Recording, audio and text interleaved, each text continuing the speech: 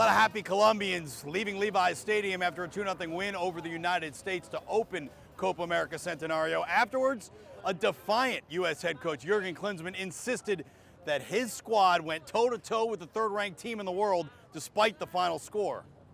We were absolutely even. We had a totally even game here. We were very compact. We were tactically very well organized, and we played it even. You know, it was absolutely no problem at all when they went up 1-0 up. You know, we kept playing and we kept the rhythm. We pushed forward. I mean, it's always tough after a loss, but I think everyone was just trying to get each other to pick their heads up, and we'll just be ready for the next game. We're just going to think positive. So there's confidence for sure.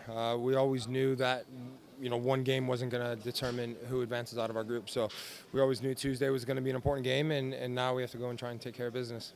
I think, you know, that the players take a lot out of this game, you know, and obviously even more hunger towards the second game now, because obviously we are with our back against the wall. You know, we need 3 points against Costa Rica.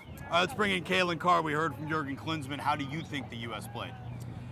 Well, I think it was a comfortable performance for Colombia in the end. I mean, they got 2-goal lead early off 2 set pieces. And from then we're able to sit back, really absorb, and then try and hit on the counter late. They hit the crossbar with a late chance. But the U.S. was able to really slow down their attack for large spells of the game, but weren't able to get anything going themselves. The U.S. has been so strong on set pieces, so an uncharacteristic lapse on a couple early ones for them. Anything Jurgen Klinsmann could have done to maybe kickstart the urgency for the U.S. in this game?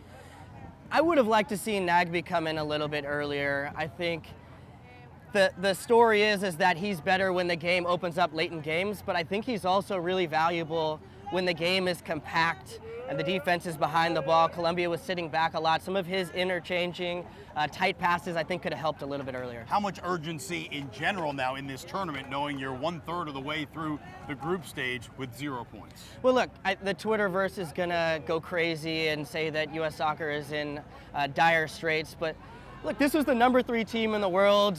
Obviously, it was going to be a tall task. A point would have been excellent. They didn't get that tonight, but there's still 2 games ahead of them.